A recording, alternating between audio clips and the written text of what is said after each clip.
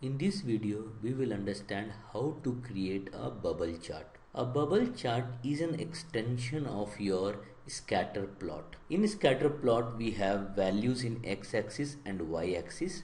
A bubble chart creates a third dimension of that, which is usually represented using a bubble. A bubble chart looks like this. So when you should use a bubble chart, when you have to compare three sets of values or pair of data, it shows a relationship between set of values. So in a XY plot, if you have a third variable, you can include that as a size or the bubble size. So I have a data. Let's see. This is the sales of cold drink of a company.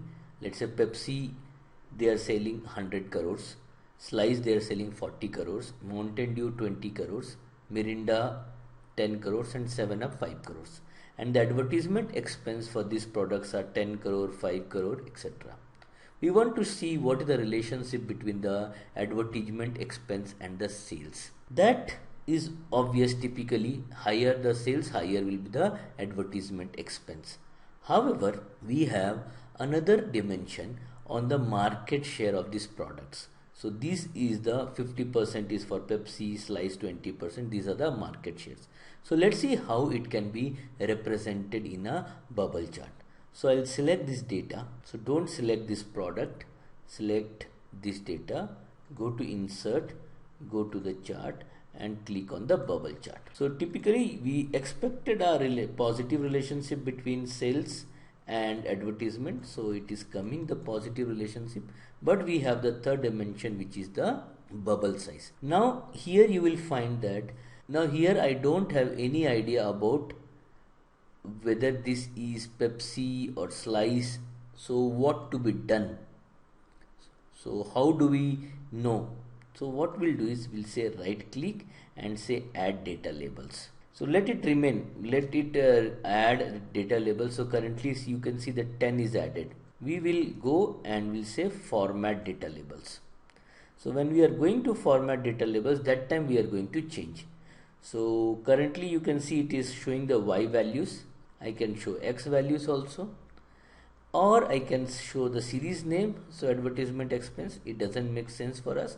What makes sense for us is to get the value from the cells. I want to show this product list, Pepsi, Slice, etc. and say OK. So you can see here currently what is happening. Pepsi 110. If you want 110, you can let it remain, but I don't want X values and Y values to come. I want to only show the product. So I will say Pepsi, Slice, Mountain Dew, etc. and I close it. So I know that this is for Slice, this is for Mountain Dew, 7 Up, like that. So you may make a change and you can, let's say, push it like this. You can make it like this. You can make over there. So that makes it better. So let's see, we can change some colors. You can change the colors. If you want, you can change the fill manually also. Okay, so this kind of thing you can do. And let's say we delete this axis thing, so it looks slightly better. If you see, you have lot of options are available here. This may look much better. So, and you can, as you have learned earlier, you can add the chart element, axis titles. You can put this here. So we know that on the x-axis we have sales and on the y-axis we have the advertisement expense. So we can say here